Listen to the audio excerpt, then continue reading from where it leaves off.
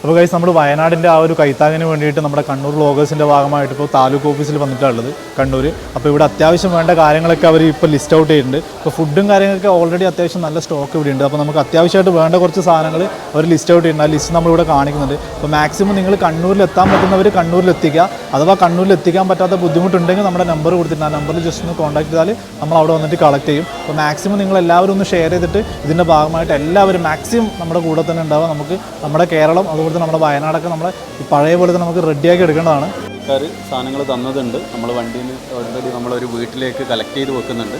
വേണ്ടുന്നവർ അവിടത്തേക്ക് എത്തിച്ചു വന്നു കഴിഞ്ഞാൽ നമ്മൾ മൊത്തമായിട്ട് ഇവിടെ സെക്ഷൻ ബേസ് ആയിട്ട് സാധനം ഇവിടെ എത്തിച്ചു കൊടുക്കും. അതേപോലെ തന്നെ വയനാടല്ലാതെ നമ്മുടെ കണ്ണൂർ ജില്ലയിൽ തന്നെ ഇതുപോലെ എന്തെങ്കിലും ബുദ്ധിമുട്ട് അനുഭവിക്കുന്നവരുണ്ടെങ്കിൽ അവരും ജസ്റ്റ് ഒന്ന് കോൺടാക്ട് ചെയ്ത് നമ്മൾ പറയുന്ന പോലെ നമ്മുടെ മലയോര പ്രദേശത്ത് ഇതുപോലെ ഒരുപാട് പ്രശ്നങ്ങൾ വന്നിട്ടുണ്ട്. അപ്പോൾ അങ്ങനെയുള്ള ആൾക്കാരും എന്തെങ്കിലും ഉണ്ടെങ്കിൽ നമ്മൾ കൊടുക്കുന്ന നമ്പറിൽ ജസ്റ്റ് ഒന്ന് കോൺടാക്ട് ചെയ്താൽ മതി. നമ്മൾ വേണ്ട കാര്യങ്ങളൊക്കെ അവിടെ കൃത്യമായിട്ട് എത്തിക്കുന്നതായിരിക്കും.